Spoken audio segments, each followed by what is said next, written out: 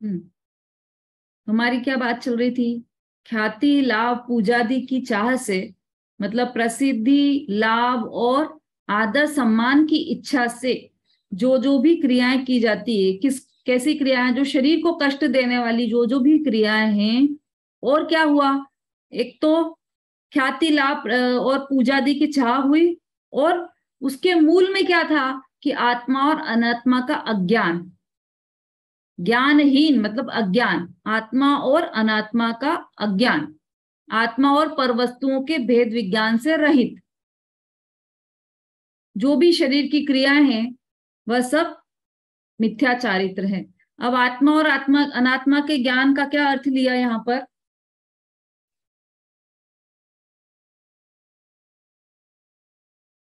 आत्मा और अनात्मा का ज्ञान मतलब, जैसे किसी को केरी नींबू लेने भेजा हमने बाजार में, तो उसको हम क्या करते हैं कि बताते हैं कि ऐसा होता है, नींबू बच्चे को लेने भेजा और पहली बार बाजार गया है तो नींबू लेने, तो कैसा कैसा होता है नींबू, कि ऐसा हरा हरा होता है, उसमें हल्का पीलापन होता है, ऐसा नींबू लेकर आना। तो उसने क्या किया कि वो जाकर केरी लेकर आ गया। आपने कहा था ना कि थोड़ा ग्रीन होता है, थोड़ा येलोइश होता है, ऐसा है, तो केरी दिख रही थी उसको तो वो केरी उठा के ले आया। तो उसको उसके लिए क्या किया हमने कि नहीं, पहले ही उसको समझा कर भेजा कि जो ग्रीन हो येलो हो लेकिन गोल हो, छोटा हो, वो लाना। वो मत लाना जो ग्रीन और येलो हो लेकिन ऐसा बड़ा हो, ऐसे ऐसे ऐसे आकार का हो, ऐसे बड़ा हो, और ऐसा मत लाना जो छोटा सा हो, गोल गोल हो, वह लाना। तो यदि उसे हमें नींबू समझाना है तो जो नींबू नहीं है उसका भी हमें ज्ञान करवाया हमने। ऐसे ही जो आत्मा है, आत्मा का ज्ञान करवाया, तो उसके साथ साथ अनात्मा का भी ज्ञान कराया कि ये आश्रव और बंध ऐसे हैं, इनको आत्मा मत समझ लेना, इनको धर्म मत समझ लेना। किसको? कि जो शुभ भाव है, जो हम पूजा पाठ आदि करते हैं, तो उस समय जो मंद कषाय रूप परिणाम होते हैं उसमें बहुत शांति लगती है हमको। तो मंद कषाय रूप परिणामों में जो शांति है उसे आत्मा की शांति मत समझ लेना। तो आत्मा कैसी है कि आत्मा अरूपी है और चेतन स्वरूपी है आत्मा, उपयोग रूप है आत्मा। और बाकी सब कैसे हैं कि बाकी सब ज्ञान रहित हैं। अनात्मा, अनात्मा में बाकी सब ले लेना। अभिलाषा जी को आवाज नहीं जा रही, शायद उनका हैंड रेज हुआ है। हाँ, कोई और उन्हें मैसेज करके बोल दीजिए कि वो वापस ज्वाइन कर लें, या ग्रुप में मैसेज भेज दीजिए, या पर्सनली कोई जानता हो तो वो मैसेज कर दीजिए। समता भाभी, आप पर्सनली अगर उनके आपका नंबर हो, उनका नंबर हो तो हाँ, तो कोई बात नहीं, ग्रुप में डाल दीजिए, या यहाँ पर लिख दीजिए, चैट बॉक्स में लिख दीजिए नंदिता जी, चैट बॉक्स में लिख दीजिए उन्हें कि वो रीज्वाइन कर लें। अभी उनका कनेक्ट नहीं हो पा रहा है। हम्म जो प्रसिद्धि, लाभ तथा मान्यता और आदर सम्मान आदि की इच्छा करके शरीर को कष्ट देने वाली, आत्मा और पर वस्तुओं के भेद ज्ञान से रहित, आत्मा और पर वस्तुओं के भेद ज्ञान, भेद ज्ञान अर्थात कि उनमें क्या क्या है। हाँ अभिलाषा जी, आ रही है अब आ रही है आवाज आपको? हाँ, जब नहीं आए ना तो आप वापस ज्वाइन कर लीजिएगा, क्योंकि आप कनेक्ट नहीं हो पाए थे उस समय। हाँ। ठीक है।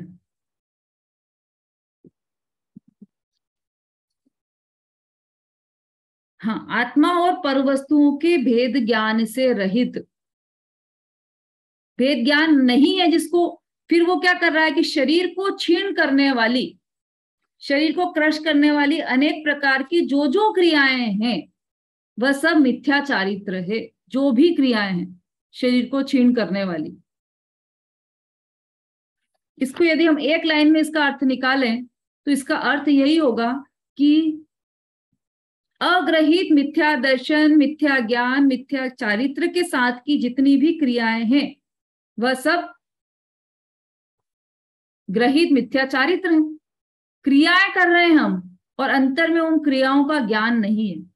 उपवास करें 1 महीने का और हम समझे कि हमने 1 महीने का उपवास किया है, तो यह मिथ्या मान्यता हुई और इसके कारण आपका जितना भी चारित्र है वह सब मिथ्या चारित्र की श्रेणी में आ गया। मिथ्या चारित्र को एक और नाम दिया जाता है, यदि किसी को याद है तो वो बोले। जो मिथ्या चारित्र है उसे एक और नाम से पुकारा जाता है। शायद अपना पहले आया था, ये नहीं आया होगा या आगे आएगा। हाँ संगीता जी बोलिए। मिथ्या कहते हैं। क्या? सब मिथ्यात्व है ना, मिथ्या। हाँ, मिथ्यात्व के अंतर्गत आ जाते हैं ये तीनों, मिथ्या दर्शन, मिथ्या ज्ञान और मिथ्या चारित्र। लेकिन मिथ्या चारित्र का एक और नाम है। मिथ्या चारित्र अर्थात क्या? कि जो हमने शरीर को क्रश किया ना बाहर, हमें बाहर से दिखाई दिया कि शरीर को क्रश किया है इसने, उपवास कर करके एकदम दुबला हो गया ऐसा, और ये कितने त्यागी हैं ऐसा, जिसे हम बोलते हैं ना, वो सब चारित्र है, मिथ्या चारित्र। यदि आत्मा के ज्ञान के बिना है तो मिथ्या चारित्र है। उस मिथ्या चारित्र का नाम क्या है? एक और नाम लिया जाता है उसका।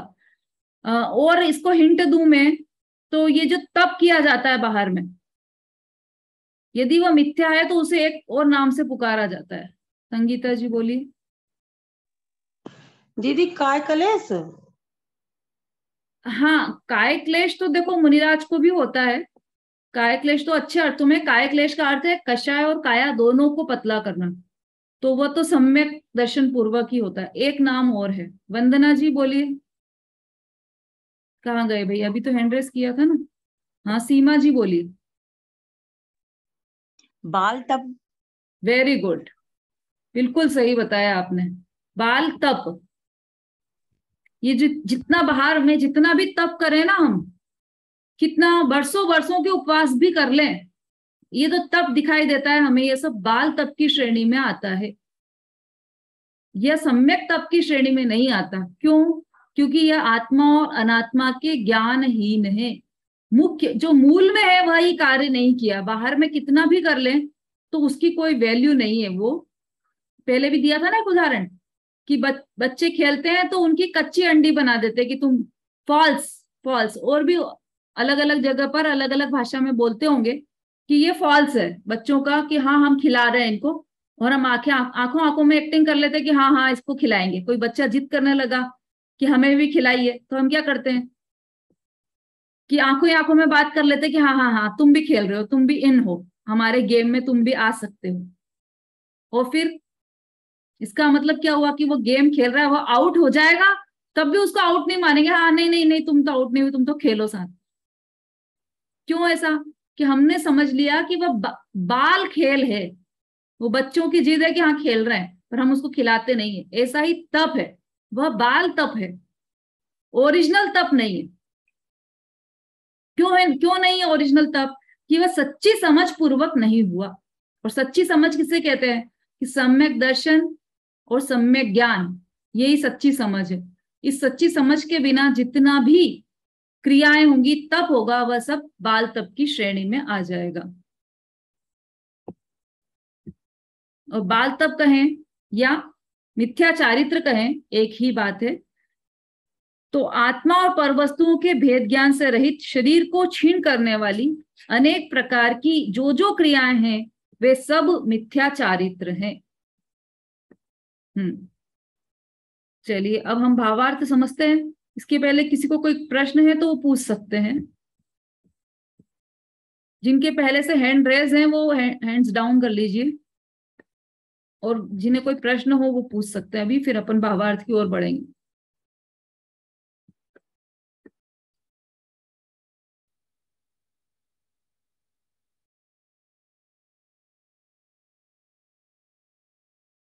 देखो इसमें ऐसा है ना, शरीर को कष्ट देने वाली, आत्म अनात्म के पहले ये लिखा है शरीर को कष्ट देने वाली। तन करन छीन देहदाह, धरी करन विविध विध देहदाह। देहदाह का क्या अर्थ है? शरीर को कष्ट देने वाली या शरीर को पीड़ा देने वाली। तो ये तो एक भाषा है कि शरीर को कष्ट देने वाली, वास्तव में शरीर को पीड़ा होती नहीं है ना। बस शरीर जीर्ण शीर्ण हो जाता है, शरीर को कोई पीड़ा होती नहीं, शरीर तो पुद्गल है, शरीर को थोड़ी पीड़ा होगी, पर शरीर जीर्ण शीर्ण हो जाता है, इसलिए यह निमित्त से ऐसा कथन किया गया है यहाँ पर। चलो, ऐसा लग रहा है सबको समझ में आ गया है। आगे बढ़ते हैं अपन, भावार्थ पढ़िए वहां से।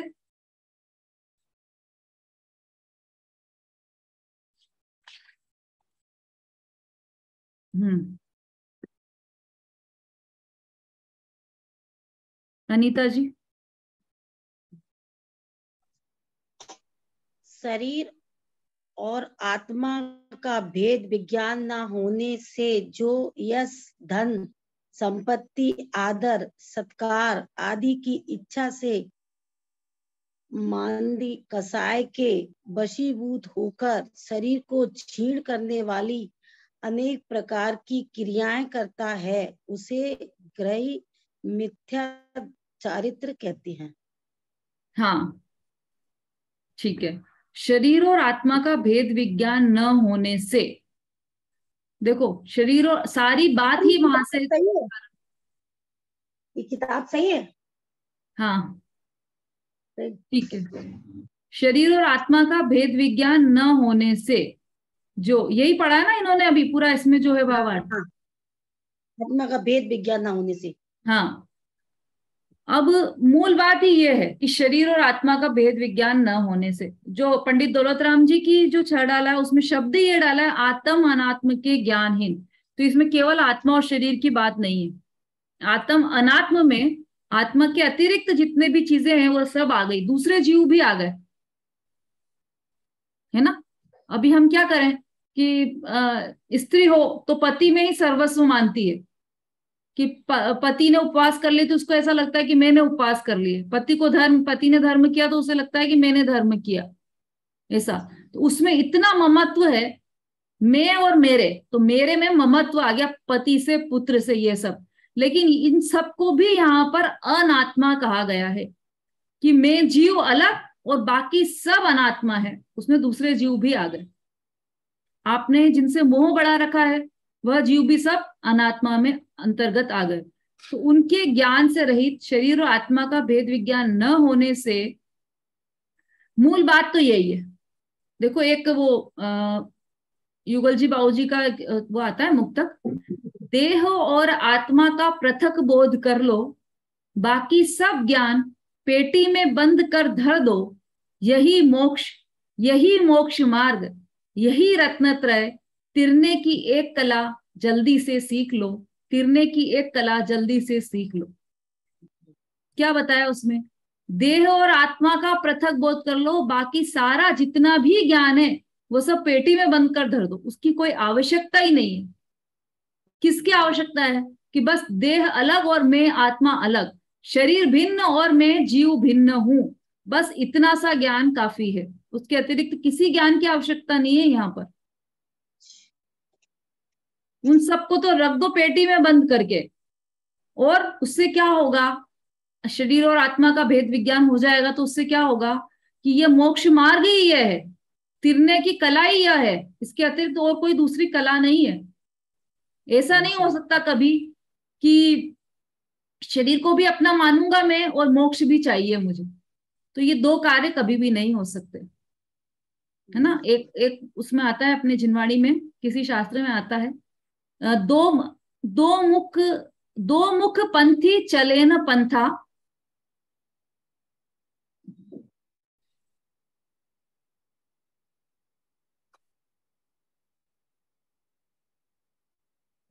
हाँ, दो मुख पंथी चले न पंथा, दो मुख सुई सिए न कंता। दो मुख पंथी मतलब इधर बीच में खड़े हो जाओ रास्ते के बीच में, और इधर भी चला जाऊं मैं और इधर भी चला जाऊं, ऐसा नहीं हो सकता, है ना। अब दो मुख सुई सिए न कंता, मतलब जिस सुई के दो मुंह हो उससे वस्त्र सिल जाएगा क्या, नहीं सिलेगा। तो दो मुख सुई सिए न कंथा, दो काम नहीं होत सयाने, लड्डू खाने मोक्षऊ जाने। मतलब या कहें कि विषय भोग और मोक्षऊ जाने, मतलब विषय भोग में भी मुझे विषय भोग भी करना है और मोक्ष भी चाहिए मुझे। ऐसे दो कार्य नहीं हो सकते, एक ही कार्य होगा। यदि मोक्ष चाहिए तो विषय भोग को छोड़ना ही पड़ेगा, यदि मोक्ष चाहिए तो आत्मा और अनात्मा का ज्ञान करना ही पड़ेगा, नहीं तो आपको मोक्ष नहीं मिलेगा। और मोक्ष क्यों चाहिए हमें? क्योंकि हमें पूर्ण सुखी होना है, इसलिए हमें मोक्ष चाहिए। और यदि आत्मा और अनात्मा का ज्ञान नहीं किया तो मोक्ष सुख नहीं मिलेगा। हाँ नंदिता जी, कोई प्रश्न है? नहीं, मैं ये पूछ रही थी, आत्मा हमारी आत्मा के अलावा जो सारी आत्माएं हैं वो सब अनात्मा में आएंगी? हाँ, वो सब अनात्मा में आएंगी, सिर्फ हम आत्मा, बाकी हमारे लिए वो अनात्मा है। वो उनके लिए तो आत्मा ही है, उनके लिए तो अनंत गुणों का खान है। वो एक चींटी भी जा रही है हमारे घर में से तो वो पूरी भगवान आत्मा है। तो हम उसको आत्मा नहीं मानेंगे? हमारे लिए वो कार्यकारी नहीं है उसका आत्मा होना, इसलिए वो हमारे लिए अनात्मा है। हम कब सुखी होंगे? कि जब हम अपनी आत्मा की अनुभूति करेंगे तभी सुखी होंगे। जब हमने चींटी को भगवान मान लिया है, उसकी आत्मा की अनुभूति से थोड़ी हमें मोक्ष हो जाएगा, उसकी आत्मा की अनुभूति से थोड़ी हमें सुख हो जाएगा। हमारा प्रयोजन भूत कार्य तो हमारी आत्मा से ही हल होगा। हमें मोक्ष चाहिए, हमें संवर निर्जरा प्रकट करना है, तो वो उसके लिए हमें अपनी आत्मा की ही अनुभूति करना होगी। और यदि हमने बाहर में किसी जीव को, देखो बहुत अच्छा प्रश्न किया है नंदिता जी ने, क्योंकि और भी किसी को यह मतलब यह हो सकती है शंका कि बाकी सबको कैसे अनात्मा बोल दिया, बाकी सब भी तो आत्मा ही है ना, वो भी तो जीव है ना, वो भी तो ज्ञान दर्शन वाले हैं, और आप ही कह रहे हो कि वो भी अनंत गुणों की खान है, तो वो अनात्मा कैसे हुए? कि अनात्मा के दो अर्थ हैं, जो आत्मा नहीं है वह भी अनात्मा, या जो मेरा आत्मा नहीं है वो भी सब अनात्मा, दोनों अर्थ हैं। तो आत्मा नहीं है उसमें तो बाकी के सब द्रव्य आ गए, जीव को छोड़कर बाकी के सब द्रव्य कौन कौन से? पुद्गल, धर्म, अधर्म, आकाश और काल, ये सभी द्रव्य आ गए जो आत्मा नहीं है। अब जो आत्मा तो है लेकिन मेरी आत्मा नहीं है, वह भी अनात्मा में आ गए, तो उसके अंतर्गत बाकी के सारे जीव आ गए। और हमारे परिणाम, बाकी के जीव तो आ ही गए, हमारे स्वयं के परिणाम भी आ गए उसमें। कौन से परिणाम? आश्रव बंध को उपादेय, आश्रव बंध वाले परिणाम, वो भी सब अनात्मा की श्रेणी में लिए गए। शुभ राग को उपादेय मानना, अशुभ राग को हेय मानना, ये वाले जो परिणाम है, मिथ्या जो परिणाम है, वह सब अनात्मा है। उन सब से भेद की दृष्टि कराई गई है। अभी अपन ने 7 तत्वों का जो स्वरूप समझा, उसमें 7 तत्वों के स्वरूप के अंतर्गत हेय, उपादेय और ज्ञेय, ये तीनों की चर्चा अभी हमने की थी।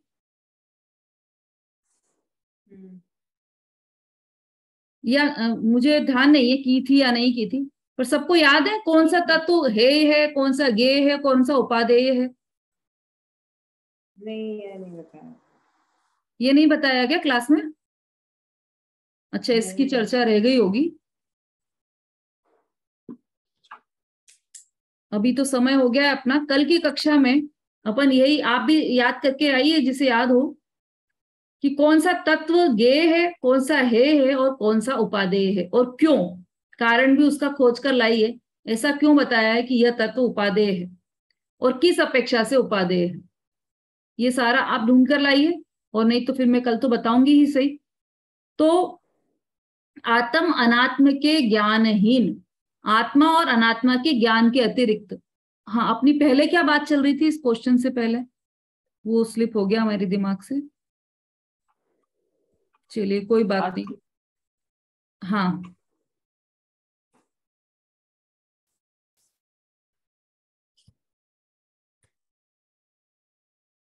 शरीर और आत्मा का भेद विज्ञान न होने से, हाँ अपनी चर्चा चल रही थी, दो मुख, मतलब दो काम एक साथ नहीं हो सकते, मोक्ष भी चाहिए और विषय भोग भी चाहिए, ऐसा नहीं हो सकता। यदि हमें मोक्ष का सुख चाहिए तो हमें विषय भोगों के प्रति लालसा को, आसक्ति को मिटाना ही होगा। विषय भोग तो छूटेंगे जब छूटेंगे, सम्यक दृष्टि के विषय भोग छूट जाते हैं ऐसा नहीं है, सम्यक तो हुआ और विषय भोग छूट गए ऐसा बिल्कुल भी नहीं है। विषय भोग को छूटने में क्रम लगेगा। चक्रवर्ती भी होते हैं सम्यक दृष्टि, भरत चक्रवर्ती भी थे, तो वो सम्यक दृष्टि जीव थे और 6 खंड के बीच में रह रहे थे, है ना। विषय भोग उनके चल रहे थे, लेकिन उन विषय भोगों में आसक्ति नहीं थी। आसक्ति बुद्धि छूट गई थी उनकी वहां पर। तो सम्यक्त सहित, मतलब सम्यक्त का अभी बहुत अच्छा तीसरी ढाल में वर्णन आने वाला है। कादे में हेम अमल है, 3 तरह के उदाहरण दिए। नगर नारी को प्यार यथा कादे में हेम अमल है। कैसा होता है सम्यक दृष्टि जीव? कीचड़ के बीच में कमल जैसा होता है। ऐसी पूरी चर्चा तीसरी ढाल में आएगी, उसको फिर समझेंगे अपन।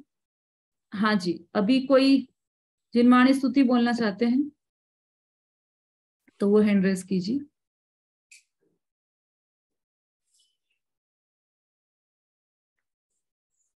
हाँ रेखा जी।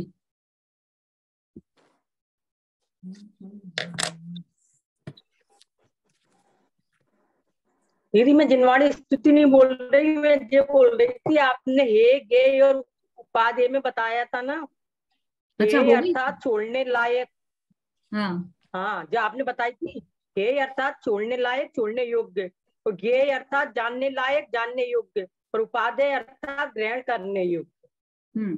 और ये भी बता दिया था कि कौन सा तत्व है, कौन सा ये है, कौन सा उपादेय है। ये नहीं बताया था बस। ठीक हाँ, है, इतना ही बताया था। हाँ तो उसकी चर्चा अपन कल करेंगे। हाँ संगीता जी बोलिए। हाँ दीदी, आपने बता दिया था कि कौन सा हे है, कौन सा उपादेय है। अच्छा, हो गई इसकी चर्चा सातों तत्वों में कौन सा दीदी है आपने बता दिया था कि जीव द्रव्य हे है, आश्रय बंध ये छोड़ने योग्य है।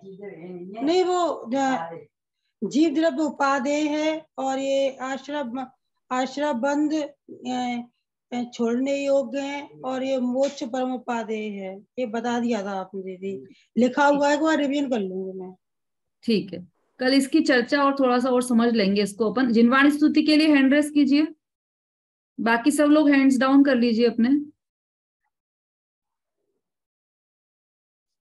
हाँ विशु जी, शॉर्ट में जिनवाणी स्तुति बोलिए।